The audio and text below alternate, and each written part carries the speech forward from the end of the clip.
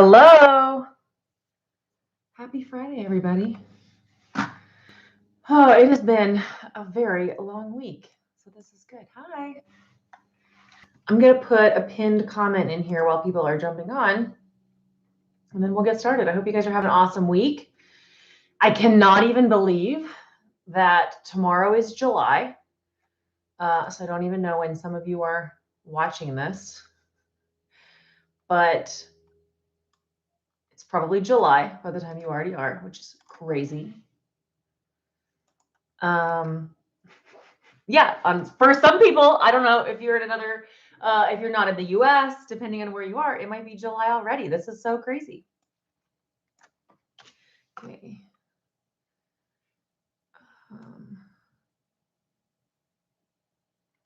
I had an awesome July. Yeah, it's live. You are live. Camille, welcome. It is live right now. I'm just going to hang out. We'll talk about July, talk about June. I want to know, as you're jumping in, okay, I'm focused now. What was the best thing that happened to you in June? Could be health related, weight related, life related. Let's take a minute. I think it is so important as you are recapping a month to talk about things that went well. And, if I was to be talking with you individually, or, somebody's talking with you and they ask you like, hey, how was your June? What's going on with you in June? The first thing that we often do is jump to places that we're feeling stuck or things that weren't going well. And it's just our natural human tendency to skip out on all of the awesome things. So I think it's so important to do that.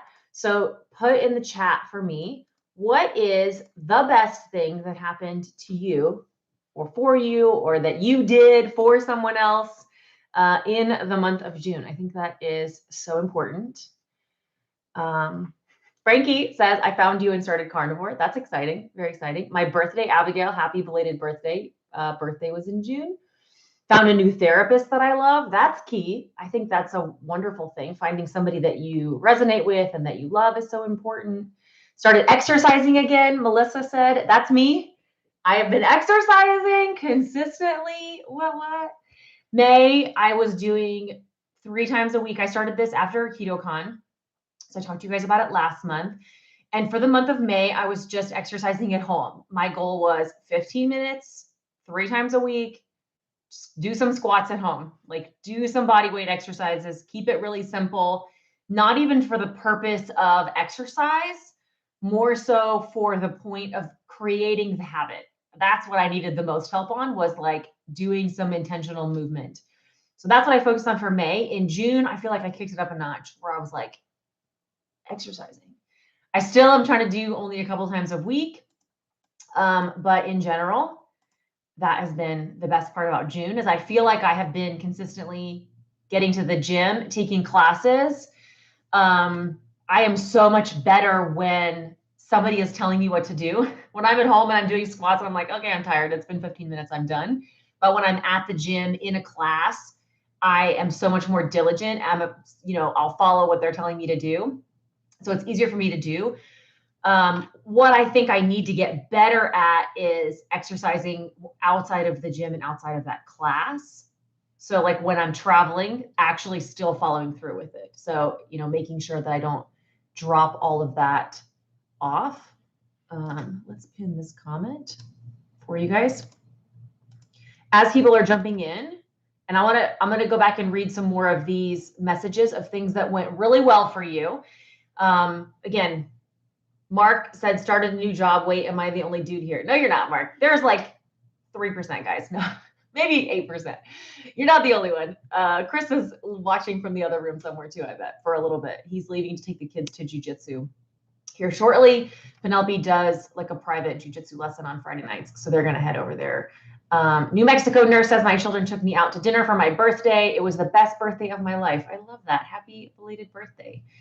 Lots of birthdays. Gay Stewart said she celebrated her 63rd birthday. So happy belated birthday. Lots of fun birthdays in June. I just put in the pinned chat for you, but I want to let you know too, the reason why I'm able to do a lot of content like this, is because of sponsors, and I'm excited and proud that Element sponsors this video and a lot of my stuff. You guys know I'm a big fan, especially with exercising and it being 1,000 degrees in Arizona. Even though I'm wearing a sweatshirt, it's very thin. I drink electrolyte packets. So I don't know if you guys heard or knew, we were having like a work call this morning and somebody told me that Starbucks has new ice. Tell me if this is true or not. Apparently, Starbucks is now going to be using Sonic Ice. And I don't drink coffee, just out of preference. I don't like coffee. You guys know that. But I was intrigued by the fact that Starbucks was having this like nugget ice in their new drinks. So I sent Chris had a haircut this morning, and while he was out, I had him swing by Starbucks and get me the passion tea with no sweetener, which is no carbs. It's like a hibiscus tea. It's kind of my go-to if everybody at the office or I'm traveling and everybody's doing a Starbucks run, I always get the passion tea, no sweetener. Well, then it was the same old ice as before. So I didn't get any new ice. Tell me if your Starbucks has any ice.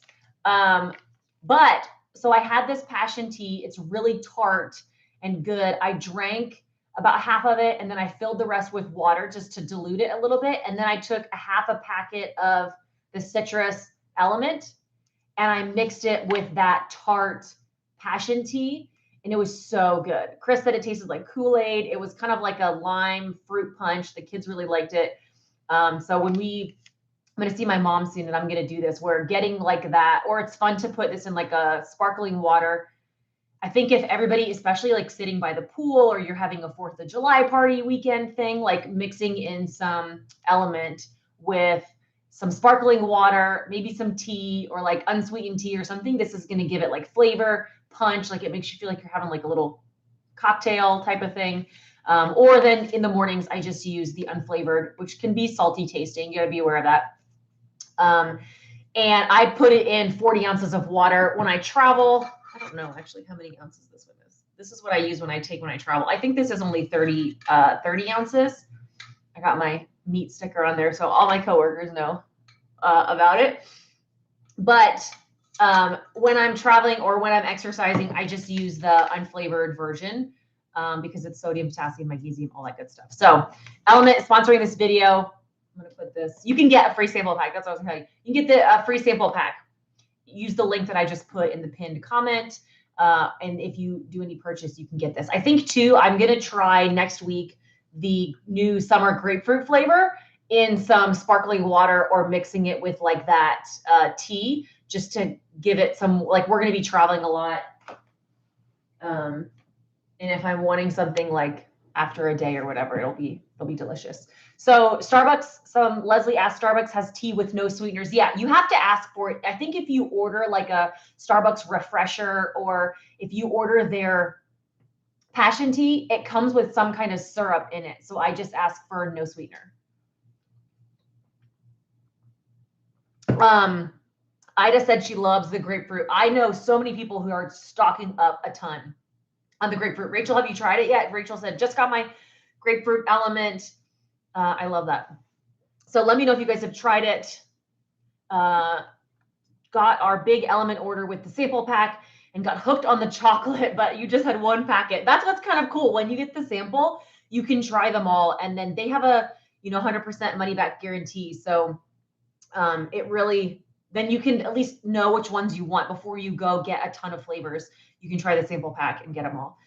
How many ounces of water do you use for one packet of element? That's a great question. And it totally depends on your personal preference and how salty you want things to taste. Because even the citrus, I don't know if you like ever grew up drinking Gatorade, but Gatorade has like almost like a salty, sweet flavor to it.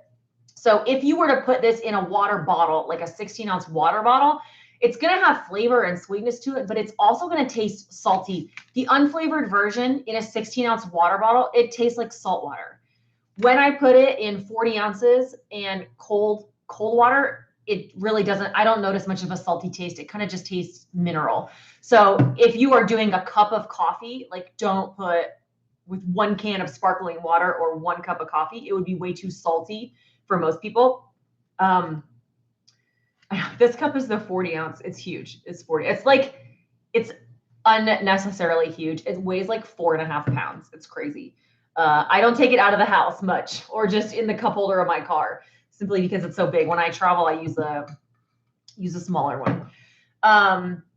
So it really depends on how salty that you want it to taste. And if like when the kids, I mix the chocolate one with some milk for the kids, I'll use like 1/4 of a packet in a cup of milk for them. So yeah. Yeah, this is like, they have dupes of this. I think Simple Modern has a cup that's similar to the Stanleys that are just the same size. But I think they're not as heavy, and I think they're a little cheaper. I got the Stanley. I have been sticking to this same one all the time, and since I don't take it out of the house, it has lasted me a long time. If you didn't get the sample pack, Anna Banana said, I didn't get the sample pack. If you use the link, it'll give you the sample pack. And if you use the link and somehow you didn't get a sample, just message them, email them. They're really, really good about resending that out to you. But you can get those electrolytes through that link. So let me see, what else has been the best thing that's happened to you? Let me see, lots of birthdays that happened in June. And then I want to know too, where are you feeling stuck for the month of June? What was your biggest challenge? Where did you get stuck? This is where I really love to focus. And in my locals group, which is the private community where I do live streams like this once a week. I'm sorry if I can't answer all of your questions. I'm going to, or see them. Feel free to put stuff in the chat. I'm just going to answer them as I see them. But I do a live stream pretty much once a week in locals, and I do posts daily in there. But it's for those asking about the element, I put a pinned comment in here that has a link that you can use as well. But one of the things we try to focus on at the end of every month is talking about what went well in the previous month, which is what I think is a really key topic to remember and discuss, like what's going well for you. Because I think oftentimes, like I said earlier, we focus on where things are going wrong, where we're getting stuck, where we failed, where we're having setbacks, and we don't reinforce the positives of the things that went really well for us. And we also, sometimes we focus so much on changing what's been going wrong that we don't keep in place what is actually going well. In my corporate job, I work a corporate job, and I do a lot of coaching and training. And that's just, I teach training and coaching classes for my corporate job. A lot of it, in sales and leadership development. And this is part of my coaching model is I will talk to somebody and just say, hey, what went really well for you? You just talked to a customer and we listened to this call together. What went really well for you in that call? Because if I just say, how do you think that went? The first thing that they'll do is tell me all the things that they felt like they did wrong. And that's just part of our human nature. But I need them to focus on like what went really well for you so we can keep doing that. And also just, kind of start with having some positive reinforcement. Then we can sit back and focus on what do we need to improve on? What are we going to do differently next time? And so I think that's really important. Anna Banana, how do we join your group? If you go to lauraespath.locals.com, then you can join. It's free to join. I post every day. That's a free public post. If you want to comment and post your own information, read the comments, and watch the live streams, some behind the scenes content that I share, see all my YouTube videos early, then you can be a supporter for $10 a month there. But you can kind of just see the stuff that I post daily, and that's free. But then there's a supporter element as well too. So let me think here. Heavy D says, my biggest challenge is trying to quit cheese. So I would ask, why are you trying to quit cheese? That would be my first question. Cheese is amazing. Obviously, if it's causing you setbacks, I think that's important. If it's causing you weight gain, if you're overeating it. Somebody else, Mary said, I need to go dairy free. I'm eating too much of it. So I think that's key to know. I'm eating too much dairy. And I'm going to be a bad carnivore for a second, I guess, and say, for me, saying something like, I'm cutting out all dairy. It's done. All dairy is gone for the whole month of July feels really, really huge. And to me, it feels so big and it's so challenging and it's such a huge commitment that, and on top of doing carnivore, on top of doing everything else that I'm already doing, then if you accidentally have some dairy, if you have some cheese, then it's like, oh, I already failed. It's 2 days into the month. I'm giving up on everything. And for me, it's like such a huge thing when take it one step at a time. Like you're already doing carnivore. You're already doing the best that you can. You're already trying to give up sugar and all these other things. What's maybe the dairy that is holding you back the most? Like maybe it is, for me, it's cheese slices between meals. I cannot have slices of cheddar cheese between my meals, but I can have some sour cream as a condiment to the side. I don't drink coffee in my cream or cream in my coffee because I don't drink coffee. But for a lot of people, coffee and cream is a huge setback causer. My words are all backwards. You guys know what I'm saying. Causes a lot of setbacks because people are drinking way too much cream, too many cups of coffee with way too much cream. So maybe that's it. Maybe it's not about going 100% dairy free. Maybe it's like, I need to cut out the cream in my coffee to start. And then if I happen to have some dairy on a steak, if I happen to have, some cheese on top of a burger, like those things are fine. I think it's important to realize, like, maybe it is the cheese. Maybe I'm eating a brick of cheddar cheese. I have a person in my locals group talks about the fact that she opens a container of sour cream and she eats the whole container. It doesn't matter if it's an 8-ounce container, a 16-ounce container. Like once that container's open, she's going to eat it. And so step one isn't like cut out all dairy forever or cut out all dairy for the month. It's like, I'm going to only buy the tiny containers of sour cream, or I'm going to try to cut out sour cream only, rather than having all of this be so huge. And I think that, for Hashimoto's, no dairy, right? I definitely think, I know a lot of people who have that issue. Again, does it have to be all in? Like, are you noticing a difference for that? If your weight loss has stalled due to dairy, are there other levers that you can pull? I agree. My weight loss had stalled at some point. I had to cut back on certain pieces of things of dairy that I was overeating. I also then decided, for my happiness, I don't have Hashimoto's, so that wasn't an issue. So I'm definitely not saying this is the right answer for everybody, but I am saying I chose, like, it's way easier for me to stick to being carnivore when I am eating dairy. I'm not going to lie. I get really bored really fast having no cheese ever, no sour cream ever, no butter ever. And so while I do have to be careful about the amount, that's not a lever that I'm going to completely remove. From a happiness perspective, I don't want to live this strict carnivore lifestyle without some kind of dairy. And so from a weight perspective, I have to pull a different lever to make this sustainable for me. And the lever that I would pull is I just add fasting occasionally, right? I do a 48-hour fast and like, okay, that's going to keep my weight in check. And then I have to make sure I'm not just eating dairy crazy, but if I have some cheese on a burger patty, if I'm having it in the context of my meal, feta cheese on a ribeye is like the best thing ever. So, having it within the context of my meal is where I do put those limits. But I need to pull other levers, because just cutting out dairy altogether, to be honest, makes me miserable enough that I start snacking when I shouldn't. I start overeating. I start getting grumpier. Then I start reaching for the peanut butter. And I find myself actually getting much further off track because I'm trying to force myself to do something that's out of what I want to do. I actually recorded a video, I think it was yesterday. I kind of went on a rant. I'm going to post it in locals for you guys. I'm not talking about it here. I talk about this kind of stuff in locals a lot. Like, I went on a rant about some of the current carnivore trends. I did record a video on it, which I normally don't do. And I try to stay out of a lot of the drama.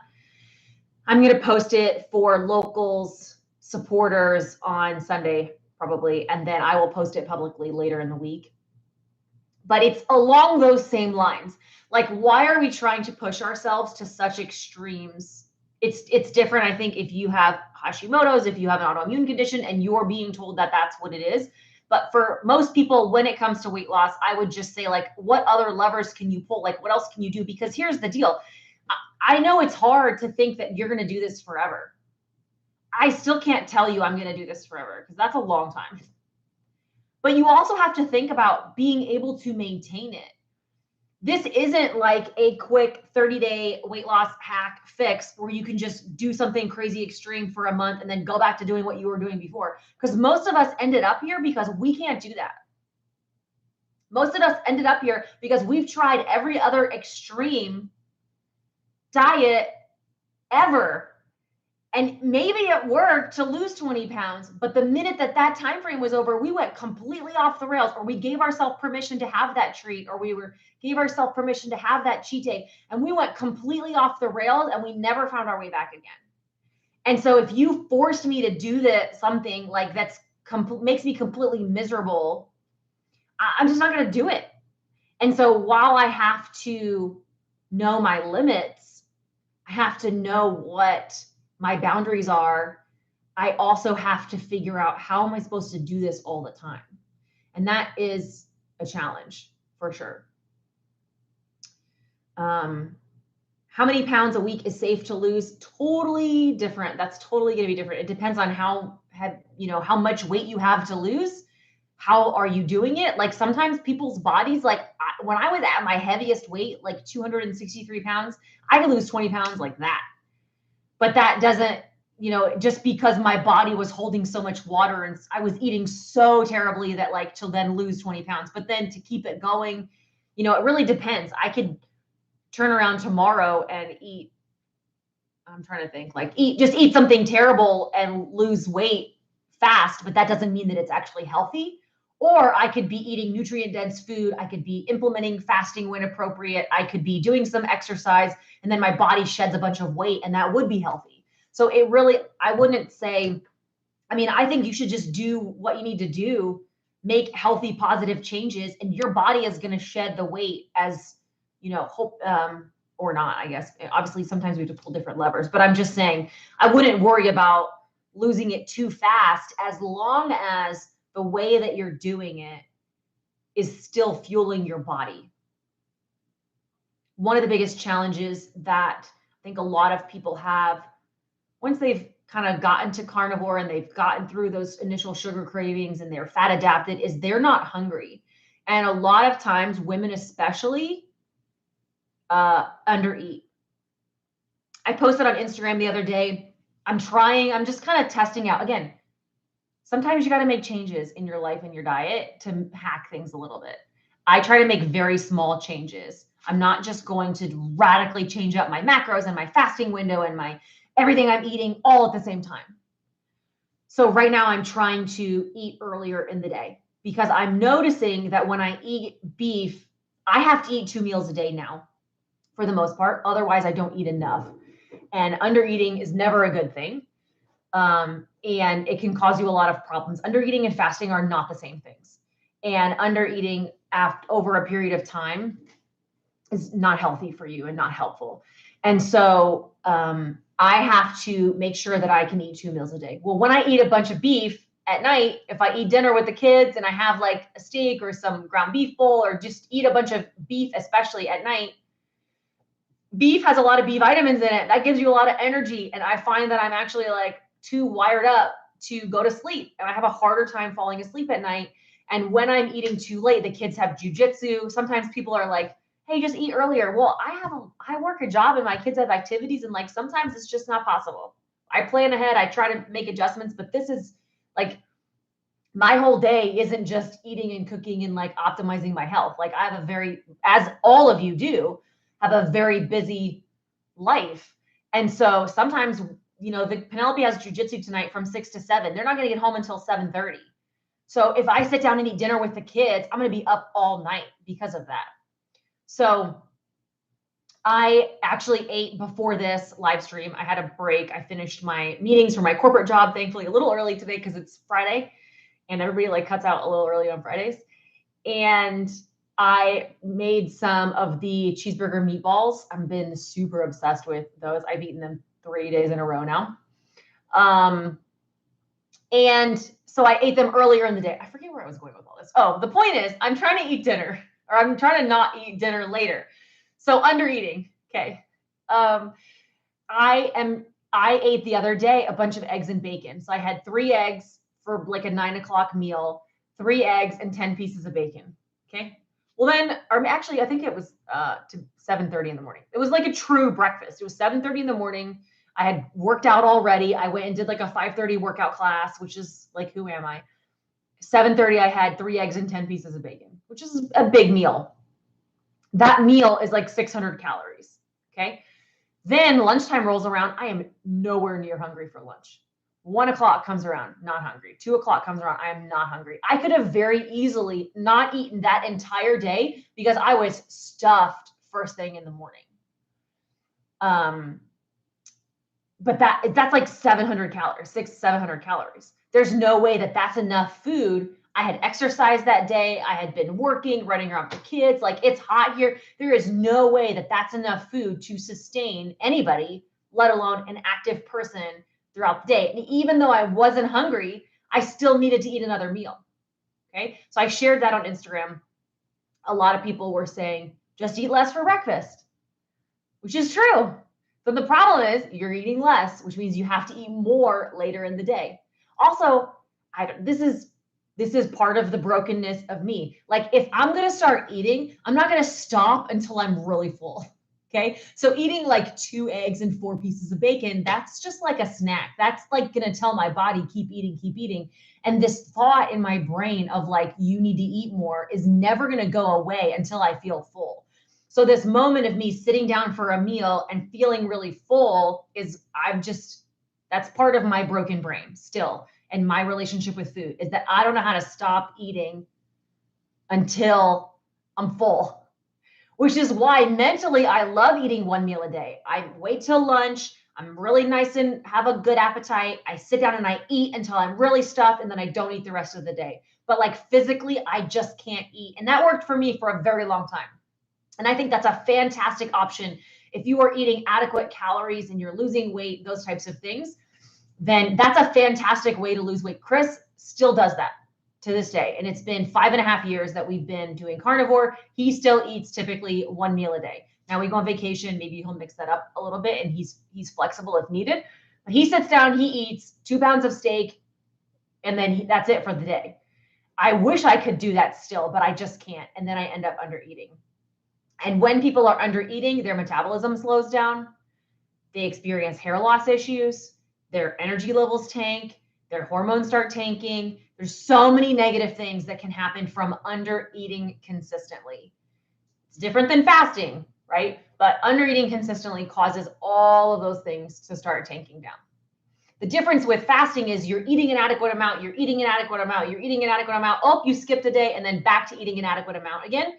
Your body just keeps on burning on that day that you skipped. It keeps burning what it normally would have burned. But if you are under eating, then your baseline metabolism is going to slow down because it's thinking that you're not going to give it any more food again, which is why all of these things start shutting down when you are consistently under eating. And it is like such a weird thing to think that I have to eat more in order to lose weight, but you have to give your body enough nutrition before it's actually going to release that. So I don't think that's everybody's issue, but I think that it is something that a lot of women struggle with, especially over time, as this food is just really satisfying. And I think that you don't have to track all your macros and all those kinds of things, but it is important to check in with yourself occasionally and make sure that you are eating enough. So Camille said, how many calories are you eating to have an adequate amount?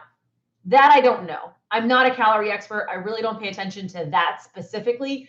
I don't try to hit a specific calorie macro. I just know personally, if I'm like, wow, that was 1,000 calories today, like that's not enough. Or it's like, I had 2,500 calories. That's probably too much. Like, I try to stay closer to the, 2,000, give or take a little bit. I also don't think it has to be the same every day. Like, you are not the same, you're not giving out the same activity level every day. Your body is not the same. Some days I eat more, some days I eat less. It's just important to make sure you're not like consistently having under 1,000 calories or consistently having 3,000 calories, that kind of stuff. That's kind of my problem. Susan said, how about a reset with a stall? Would you recommend fasting? So I would recommend fasting if you have been eating enough. If you've not been eating enough, adding a fast is only going to further cause all of those problems that I just mentioned. If you have not been eating enough and you're stalled, that's what you got to do. And you need to put the scale away, which I know is very difficult.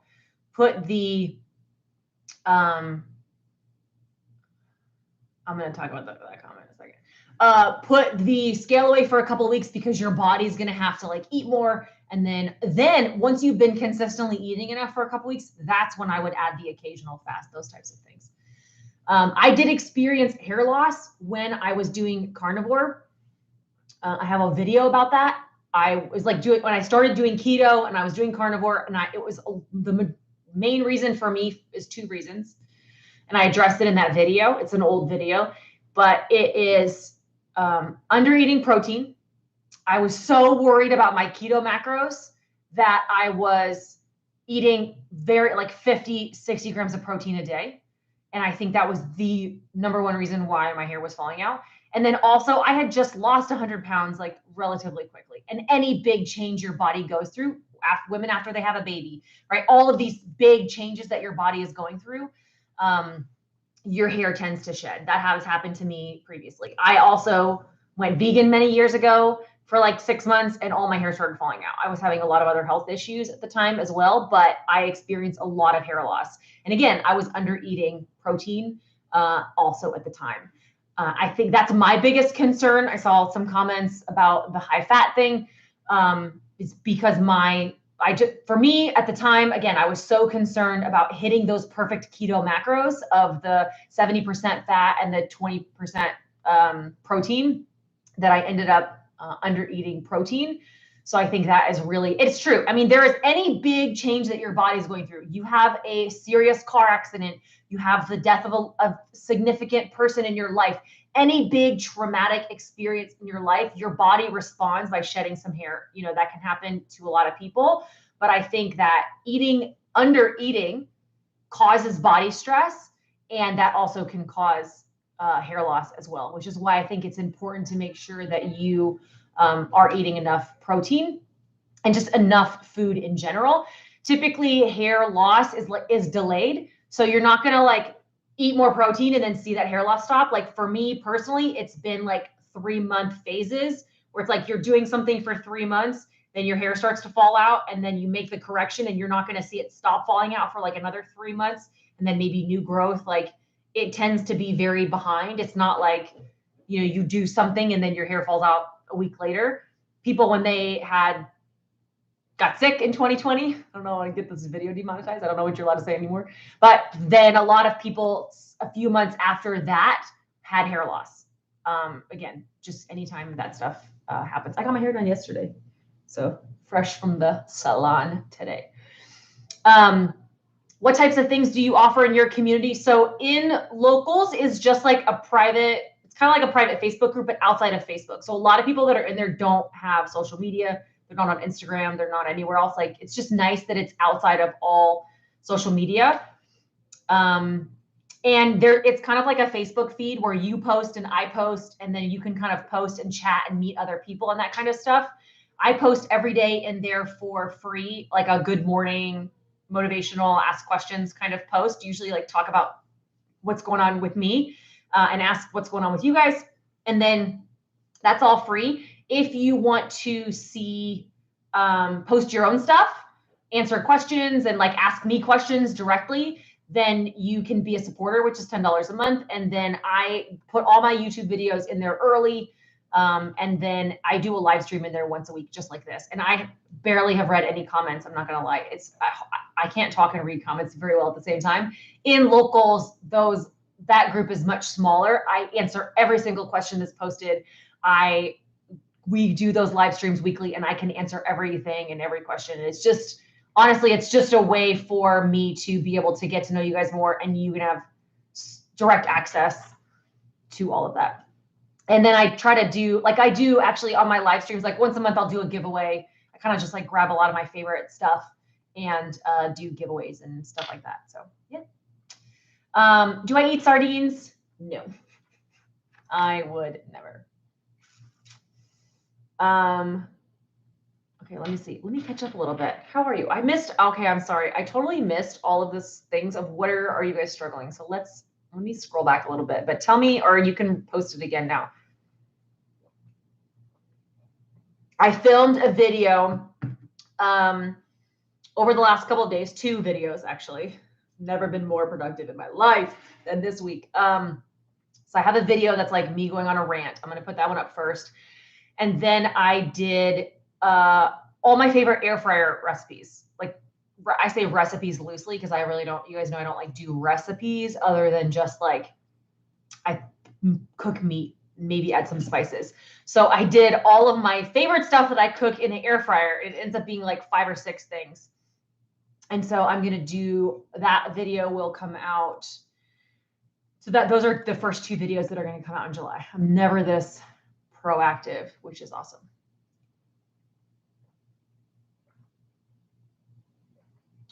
Let me see. Catching up.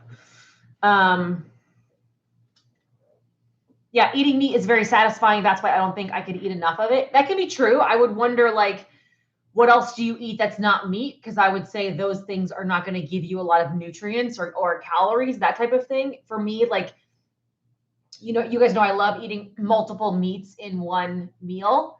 So having some, like, I feel like I can only eat so much steak in one sitting anymore, but having steak and pork belly or steak and chicken or, you know, chicken, first of all, that helps keep the budget balanced.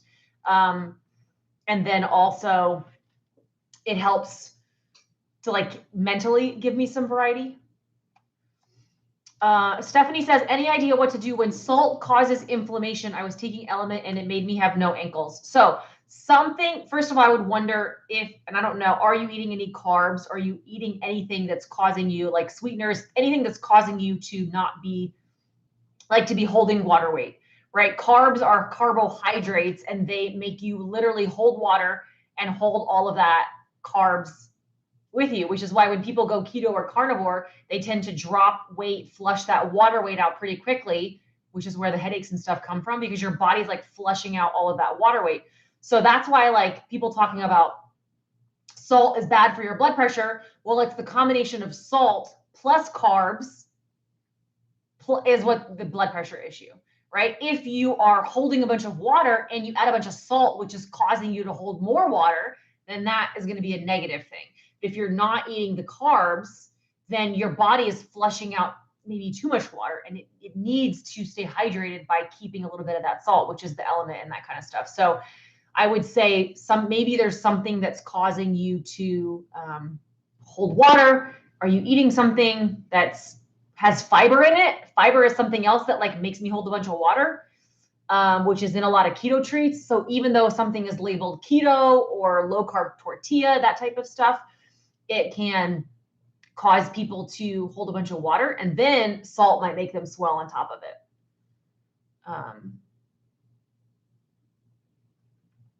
So does anyone with high blood pressure and on meds use Element concerned about it raising my blood pressure? Again, Ramona, I definitely don't want to tell you based on medications and those types of things, but that's where I will say that like, you know, whether or not you would need that salt would just depend on like how much your body is already holding that water, so you can monitor it. But I can't give you that specific of advice. Let me see. I fasted for 24 hours once, first time ever. Yeah, that's awesome. Gina, congratulations. Listen, lunch to lunch, if you eat lunch and have like a really good quality lunch, find a way to keep yourself busy for dinner, go run an errand, go for a walk, stay out of the kitchen at dinner time. By then you wake up the next morning and like go about your day. And next thing you know, it's lunch, boom, 24 hours. That is my perfect suggestion on like, how am I supposed to start fasting? Go lunch to lunch. And then you can ensure that you're still eating 2 meals on, you know, you have breakfast and lunch, and then maybe if you feel like you need it, you have lunch and dinner the next day. So you're not going to be under eating. It's like a really easy way to, you wake up in the morning, have some coffee with no cream, you have some electrolytes, right? First thing in the morning. And then next thing you know, it's already lunch, and 24 hours is such a great way to do it. And then You know, fasting is a muscle. You can like stretch that, go lunch to late lunch, lunch to dinner. And then the next thing you know, for me, I just put out that video about doing 48 hours. I do lunch, skip a day, and then eat lunch. And it's like 48 hours with just not eating once. It's kind of crazy. What do you do to tenderize a cheaper cut of meat? I don't buy it.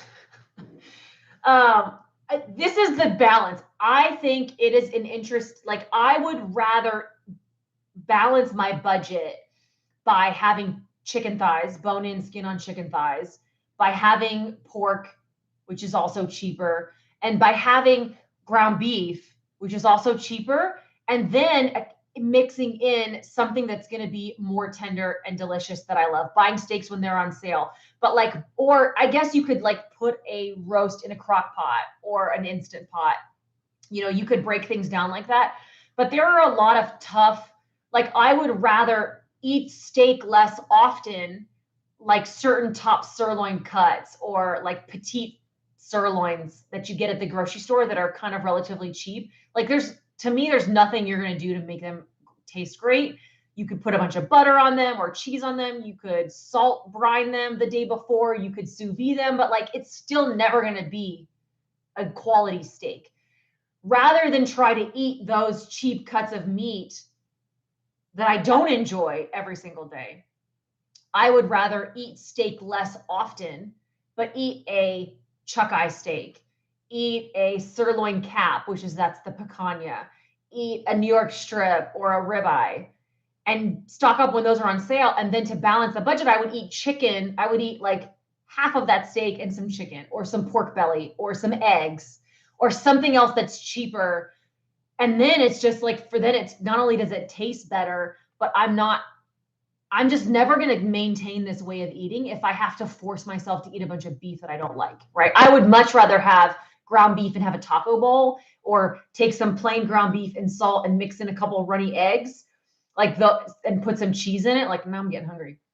I would rather do that. And then once or twice a week, I would eat a ribeye or a chuck eye steak or a New York strip, or even like go crazy and splurge and have like a filet and some shrimp. Do that once a week and then eat other things that I still enjoy other times of the day, for sure. I don't have a grill. I live in an apartment. Would you be able to stay carnivore without your grill? Yeah, it would be harder for sure. And it would be a lot of cast iron cooking steaks. I have 2 videos recently that I've done.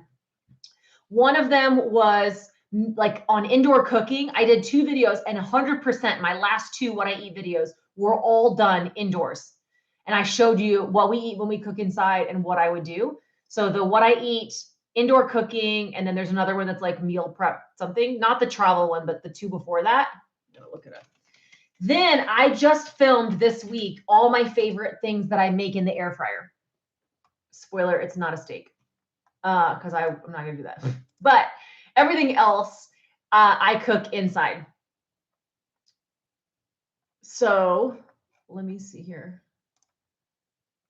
I don't even know how to find videos on my own channel. This is that bad. I'm like, wait, where's my videos? How do I find these? So what I eat, carnivore diet, indoor cooking, right? I posted that one 4 months ago. And then what I eat on a carnivore diet, 3 full days of meals. Both of those are entirely indoor cooking. And then a new one that's going to come out next is air fryer stuff specifically. Those other 2 have some air fryer, but it's all oven, crock pot, cast iron, air fryer, all that good stuff. I had a taco bowl tonight because my husband bought that awful steak. Thank you, Laura. That's exactly what I would rather do, taco bowl, which is cheaper, right? Than have a bad steak, for sure. Anyone here deal with acne breakouts? So I have a lot of experience with that fully. For me, acne breakouts come from, first and foremost, from sugar, any type of sugar whatsoever. Major issues. Peanut butter, major issues. I think eating in restaurants, for me, I do get breakouts. So if I'm eating at home every day, I'm eating strict carnivore, and even if I'm having cheese, I really don't have any issues with breakouts.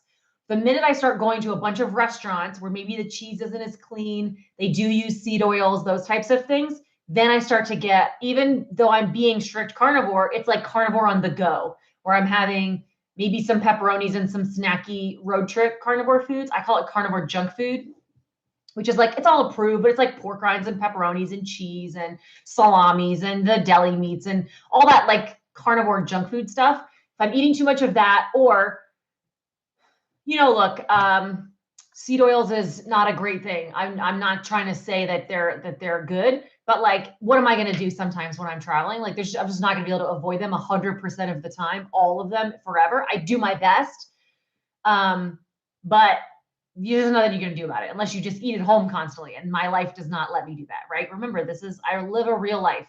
I have to be able to live this life all of the time. And so for me to stick to it and not go off the wagon, I need to be able to eat in a normal person restaurant, and there's probably going to be oils in there. Doing that once, I don't notice any difference. Doing that day after day, I'll start to get breakouts and feel a little more inflamed, which is why I then incorporate some fasting occasionally, and then also just enjoy eating at home as much as I can. But major skin issues for me instantly pop up. Oh, keto treats, any of that kind of stuff, like major issues. Are hot dogs and bologna acceptable carnivore diet foods? Like, I would call those carnivore junk foods also. I eat them occasionally. I would not eat them. Depends on the hot dogs. It depends on how clean they are. I find like the Costco hot dogs, the Kirkland brand is all beef. Most hot dogs use soy filler in them. I would really try to avoid those. It's going to make them a lot less junky. Those types of things I just would be aware of. So I love a good air fryer hot dog, just like shredded cheese on top, like, mwah. But are you going to, if you're not feeling great, if your digestive system isn't great, if you're feeling inflamed, if you're feeling puffy, if you're starting to have like little breakouts, doing those types of things a lot might be the culprit.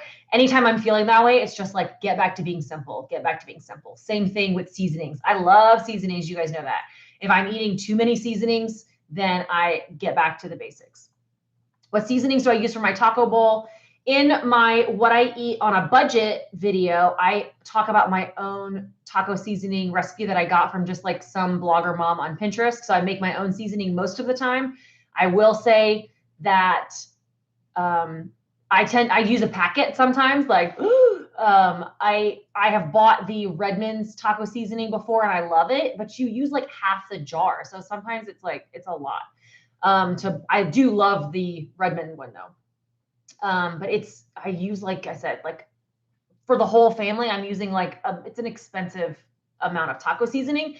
The McCormick packets are the cleanest packets that I've found. They're not perfect, but they're clean enough that I do try to make my own seasoning most of the time. But sometimes I use a packet. I'll use one packet in like 2 pounds of ground beef instead of one, because I think that kind of stuff. Maribel said, where can I buy Redmond salt? I have a link. I'll put it in the chat right now, but I don't know how you find it. In my links page on my website, I have a website that it's updated with just all the links and codes. So for Redmond's, I'll put the code in here, but you can use I have an affiliate code. You get a discount, I get an affiliate kickback. So transparency there.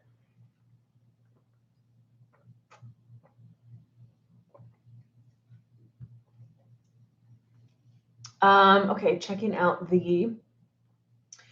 Heidi says, does anybody else feel nauseous after eating beef? I can't eat that much, or I feel sick to my stomach. I feel amazing. So for most people, it would be the fat within that. I can't eat like rendered liquid fat. If I'm eating ground beef and that liquid fat afterwards, I would get very nauseous for that. So I can't eat like that type of fat. If I eat brisket, for instance, that's like super, super fatty, I can't eat a lot of it, or I do get nauseous also. Like, I can't have brisket I can't sit there and eat 2 pounds of brisket. I would be so sick to my stomach. I like to balance that out with something leaner. So if I'm going to have brisket, I would have like a 1/4 pound of brisket and then some pulled pork or some turkey, or like balance it out. So if you're feeling nauseous after beef, try eating something else first. Have a little chicken first, or have like some other kind of meat first, a little pork chop first, and then some beef. I would stay away from like liquid fat, and then also just try eating a little bit less at once in the beginning, just as you get used to it. I think, there's this concept that like you should get used to that over time. And to some extent you should. Most people who start carnivore get the loose stools right away, but that usually goes away for people over time. At some point you might need gut support, like healing gut support type of stuff. I don't know, all that kind of stuff. What else? We have 10 minutes left. I will try to, well, we have like however long I stay on, but I'm going to stay on another 10 minutes. So feel free to ask any final questions. I will try to see as many of them as I can. Do I supplement with iodine? I don't.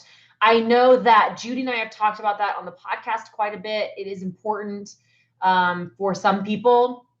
She kind of goes by the fact that you can't really over supplement iodine. I think Dr. Berry says that too, but you can feel not great at first if you're doing iodine. So having like a couple of, start with a little bit and then work your way up. Like, don't just jump into having a ton of it. I don't do it. I just don't, I don't know why. I don't feel bad. Like, this is where I think a lot of times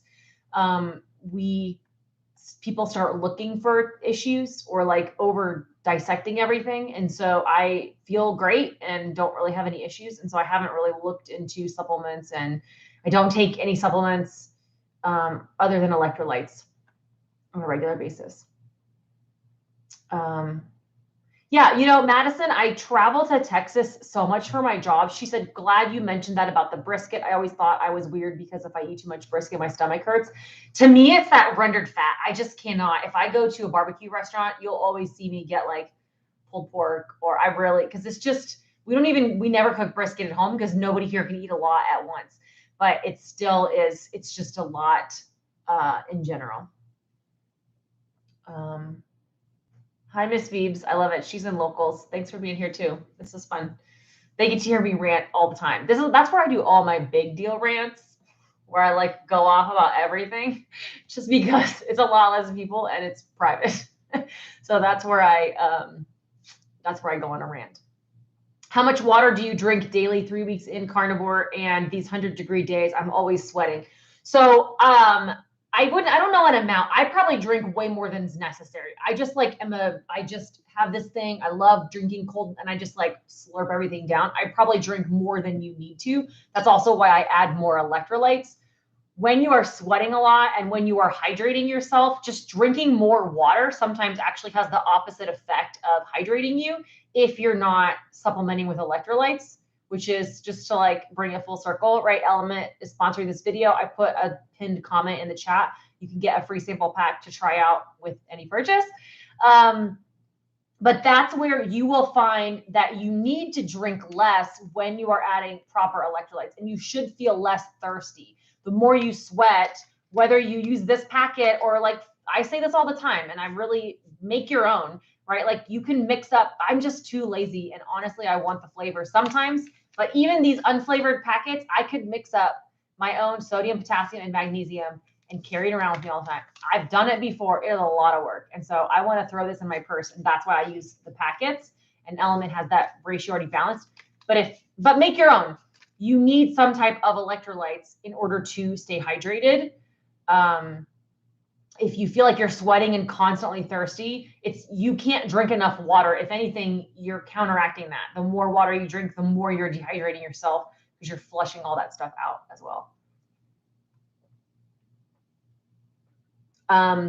Michelle said, Laura, do you do coaching about the carnivore diet? I'm new and I'm not overweight, just improving my skin. I don't do like one-on-one coaching or group coaching. I mentioned I do have locals, which is just like a private community. And a lot of that is just where like I answer questions and I can help, and we all can be there and troubleshoot for each other. I don't really call it coaching. It's more just like we all just hang out, and it's where we can talk and pick each other's brains and and that kind of stuff.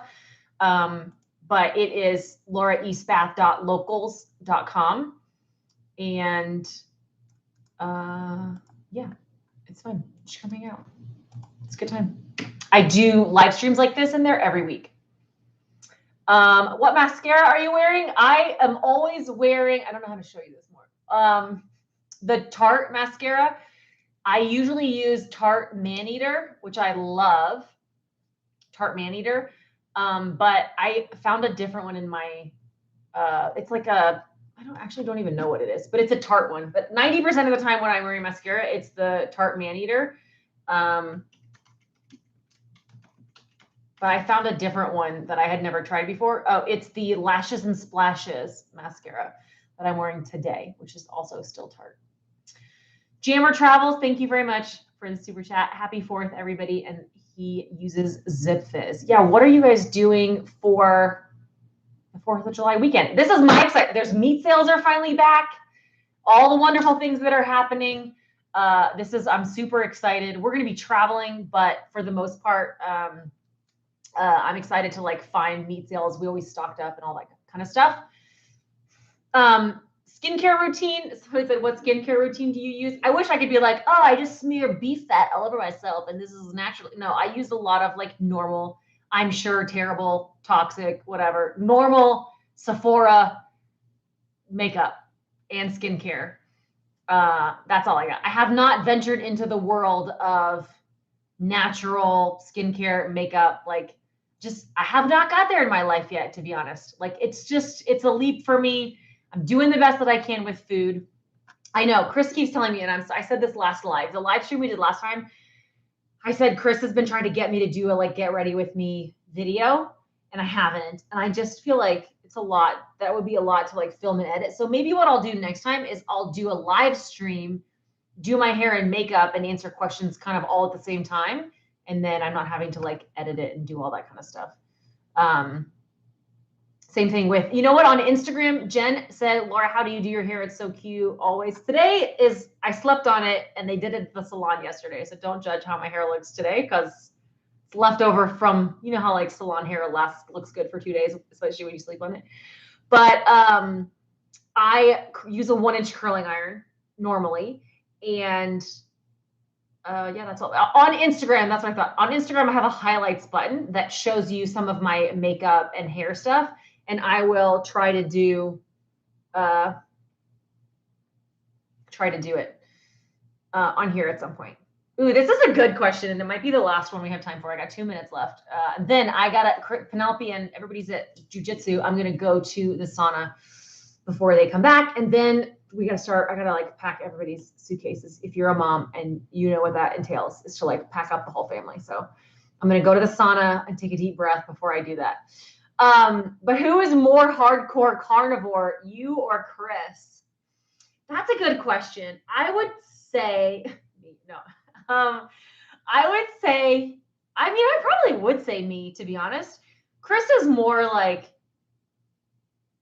jokingly, I say like he's more manly about it. He just like eats steak, does jujitsu, like, that kind of thing. I eat way more variety than Chris does. I travel so much more that like I eat more variety of meats. He's like I eat picanha every day. I eat New York strips every day. I work out, that kind of stuff. But I would say I'm probably more consistently carnivore. He does it like more hardcore day to day when I eat a lot more variety of meats. I eat, that kind of stuff.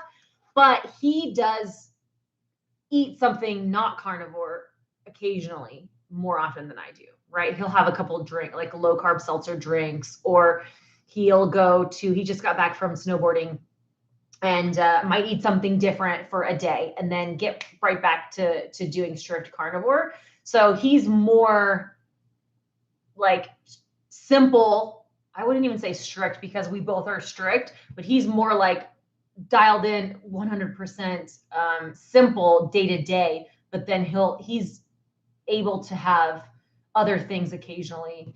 And I'm not. So yeah, that's all I got. There's Chris. He might be watching. We're talking about you. Tell him we're talking about him.